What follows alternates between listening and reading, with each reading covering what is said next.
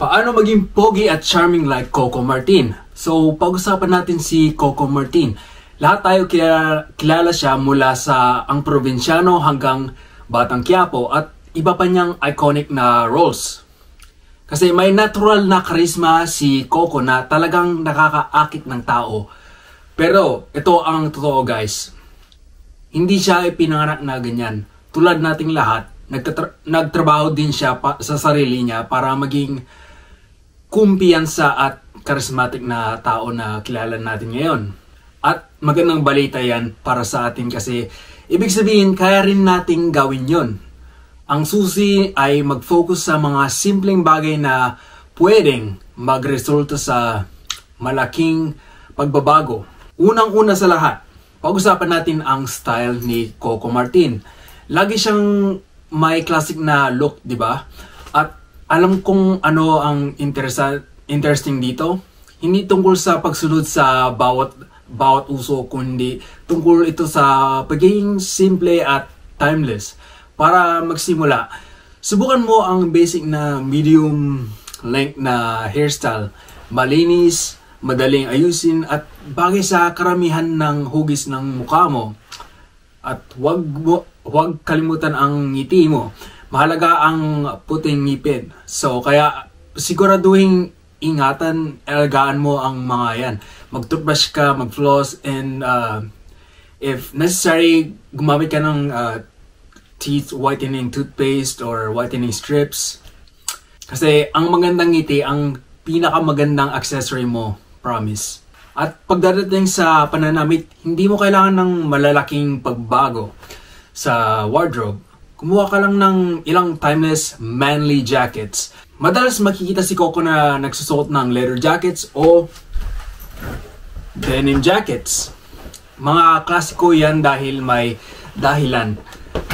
Nagdaragdag agad ng rugged pero polished na look sa kahit anong suot mo. Versatile ang mga to kaya pwedeng isuot halos kahit saan.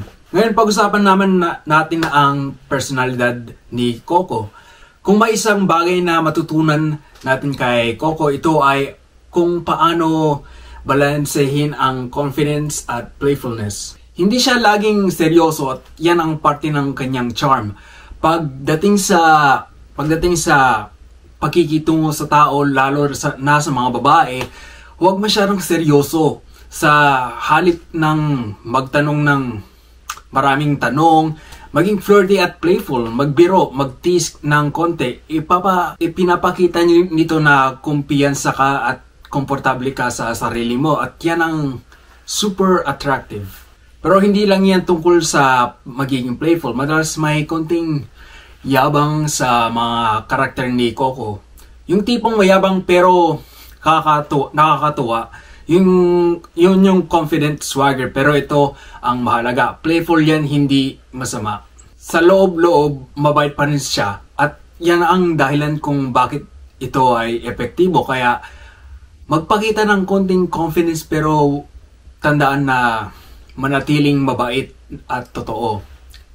Maging mayabang sa masayang paraan pero palaging ipakita mo rin ang tunay mong mabuting loob. Isang bagay na nagpapalabas kay Coco ay ang passion niya sa kanyang trabaho. Hindi lang siya aktor, director din siya. At makikita mong ibinubuhos niya ang puso niya sa lahat ng ginagawa niya. Kung gusto mong mag-glow up tulad ni Coco, magharap ka ng bagay na talagang passionate ka at ibigay mo ang lahat. Kasi kapag talagang passionate ka sa trabaho mo, makikita yan, nagbibigay ito sa iyo ng magnetic energy na nakakaakit ang mga tao at maaaring magbukas ito ng maraming oportunidad, hindi lang sa career mo, kundi pa rin sa personal na buhay mo. At ito ang bonus tip na tunay na Coco Martin. Kung napapansin mo, kilala siya sa pagtulong sa iba na umangat. Ginagawa niyang mga aktor ang mga social media influencers sa kanyang mga shows. Malakas ito dahil kapag tumutulong ka sa iba na magtagumpay, hindi lang sila ang nakikinabang, kundi pati ikaw. pwede mong i-apply ito sa buhay mo sa pamamagitan ng pagiging value provider. Tumutulong sa iba na maabot ang kanilang mga pangarap. Maging supportive ka at tulungan silang umangat.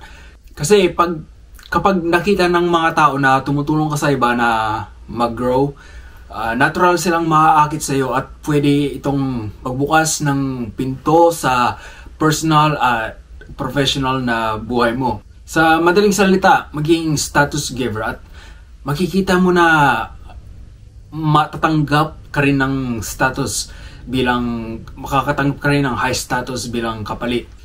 So kaya ayan, kung gusto mong mag-glow up tulad ni Coco Martin, mag-focus sa basics. Panatilihing timeless ang style mo. Hayaang mag-shine ang personalidad mo sa pamamagitan ng playfulness at confidence. Maging passionate ka sa mga ginagawa mo at higit sa lahat tumulong sa iba na umangat. Tandaan, hindi tungkol sa pagtulad sa iba, kundi tungkol ito sa pagiging pinaka mahusay na version ng sarili mo. Kung handa ka nang simulan ang sarili mong glow up journey, i-hit mo lang yung like button and share your thoughts in the comments below. At huwag kalimutang mag-subscribe for more videos like this.